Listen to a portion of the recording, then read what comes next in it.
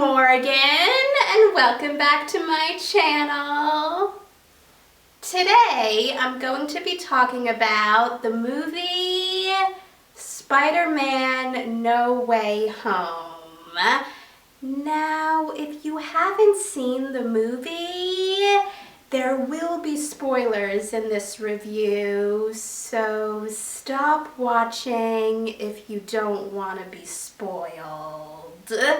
So, here's my review for the movie Spider-Man No Way Home.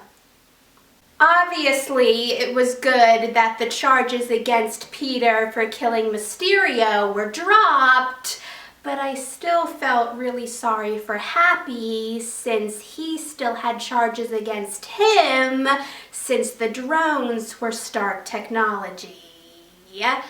Also, I mentioned this in one of my Hawkeye reviews, but I've never seen the show Daredevil, but I can imagine that fans of that show were very happy to see Matt Murdock as Peter's lawyer, even though he was only in one scene. Before seeing the movie, I was wondering how Flash was going to react to the reveal that Peter was Spider-Man, since he always gave Peter a hard time, but he loved Spider-Man. And his reaction made a lot of sense. He pretended that he was Peter's best friend.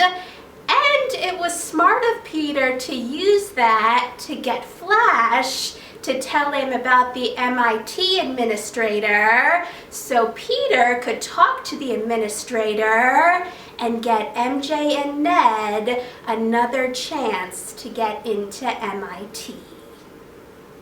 At first, it was really nice to see that Peter wanted to help the villains from the other universes so that when they got sent back to their universe, they wouldn't die. But thanks to Green Goblin, that didn't work out. Before that happened, I really liked seeing Peter and Norman Osborn working together.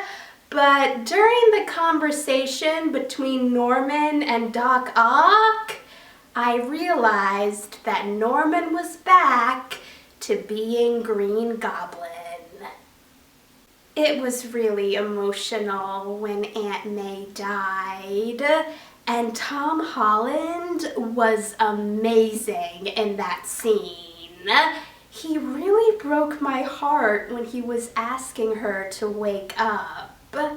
Something that annoyed me about that scene is Peter calls outside to ask someone to call an ambulance, but instead the police are pointing guns at the building and they arrest Happy.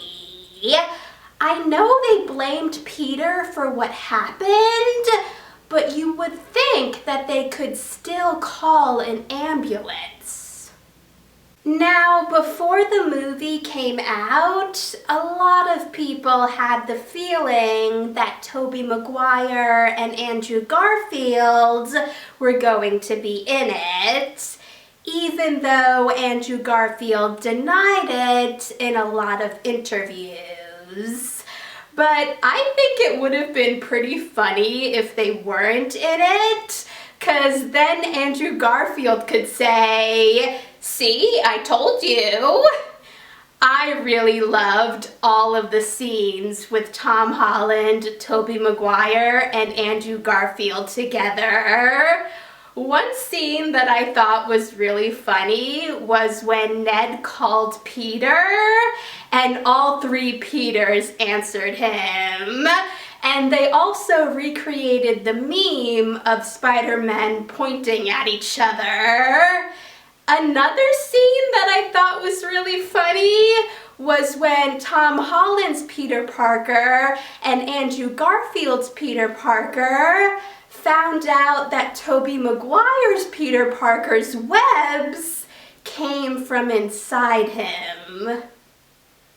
When the scene where MJ was falling was in one of the trailers, a lot of people had the theory that Andrew Garfield's Spider-Man was going to save her.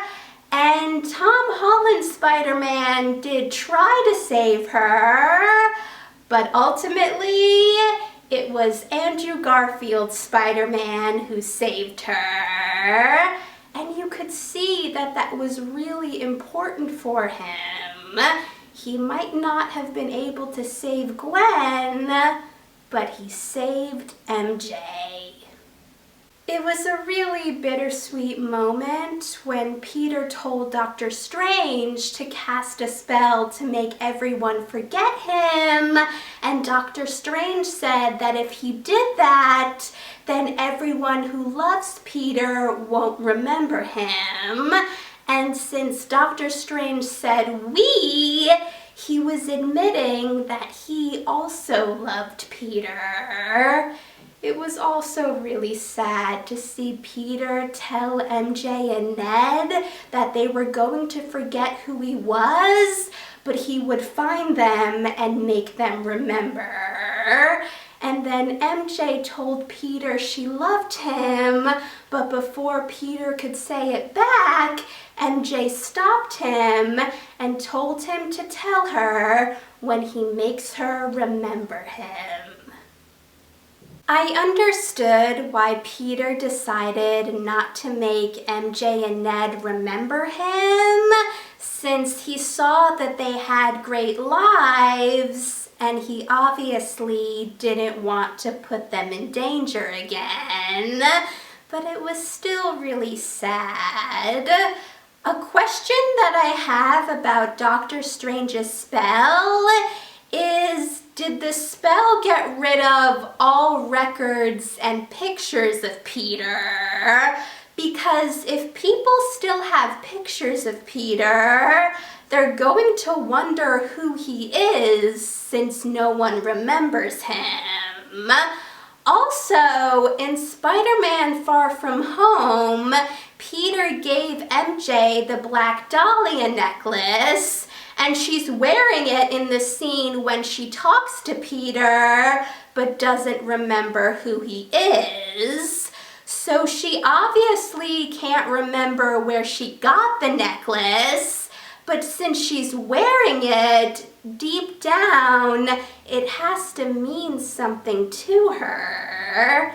I read that Tom Holland plans to take a break from acting, but I really hope that in the future, the people who care about Peter remember him. Now, I've never seen Venom or Venom Let There Be Carnage, but I know that in the post-credit scene in Venom Let There Be Carnage, Eddie Brock and Venom are sent to the Marvel Cinematic Universe, and they see the news that Peter is Spider-Man. So I thought it was funny that in the post-credit scene for this movie, Eddie and Venom are being told about all the superheroes in the Marvel Cinematic Universe before they're sent back to their own universe.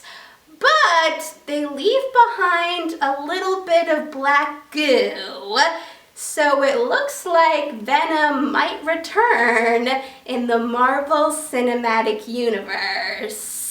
Also, the after-credits scene was a teaser for Doctor Strange in the Multiverse of Madness, and I'm really excited to see that. I'm curious to see what happens next for Doctor Strange, and after seeing WandaVision, I'm also curious to see what happens next for Wanda. Thanks for watching, guys! If you saw the movie, let me know in the comments what you thought about it. The next Marvel-related videos that I'm going to make are going to be reviews for the show Moon Knight, which starts on March 30th on Disney+. So if you want to see my Moon Knight reviews or any of my other future videos, hit that subscribe button and I'll see you in the next video. Bye.